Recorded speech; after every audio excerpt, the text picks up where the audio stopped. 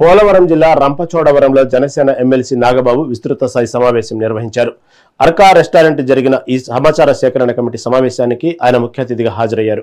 అంతకుముందు అల్లూరి సీతారామరాజు చిత్రపటానికి నాగబాబు పూలమాల వేసి నివాళులర్పించారు. సామాన్య కార్యకర్త సైతం నాయకుడిగా ఎదిగేందుకు అధినేత పవన్ కళ్యాణ్ గొప్ప కార్యాచరణతో కూడిన అవకాశం కల్పించారని ఆయన తెలిపారు. పార్టీ సభ్యత్వ గుర్తింపు కార్డు, ఆధారు, ఫోటోలు, సేవా కార్యక్రమాల వివరాలతో జన సైనికులు, వీర మహిళలు ఈ సమావేశానికి పెద్ద సంఖ్యలో తరలివచ్చారు.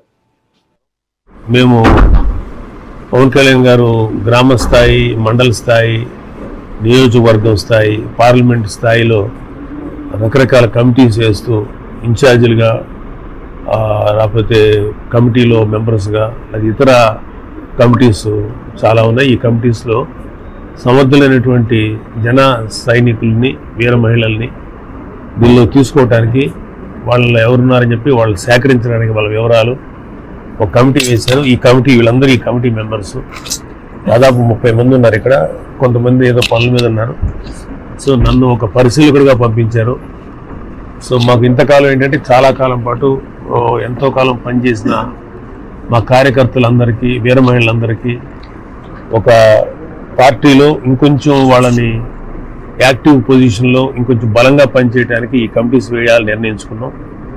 ఆంధ్రప్రదేశ్ అంతా ఒక 25 పార్లమెంటరీ నియోజకవర్గాల్లో చాలా ఒకేసారి భారీ స్థాయిలో మేము ఈ కమిటీస్ వేస్తున్నాం.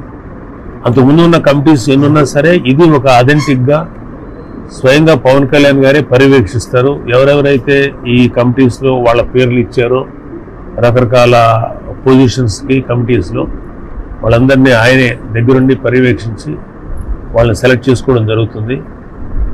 సో మాకు ఇంతకాలం పాటు ఎంతో కష్టపడిన మా కార్యకర్తలందరికీ ఒక బలమైనటువంటి ప్లాట్ఫామ్, ఇంకా బలమైన ప్లాట్ఫామ్ క్రియేట్ చేయాలి. జనసేన అనేది ఒక బలమైన ప్లాట్ఫామ్ అయినా వాళ్ళని వివిధ శాఖల్లో తీసుకోవడం వల్ల, వివిధ కమిటీస్లో తీసుకోవడం వల్ల వాళ్ళు ఇంకా బలంగా పనిచేయగలుగుతారు.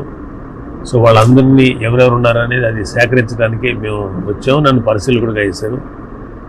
సో జనసేనని మరింత బలంగా, బాధ్యతగా, అలాగే చాలా సమర్థవంతంగా పనిచేయడానికి ఈ కమిటీస్ వేస్తున్నాం.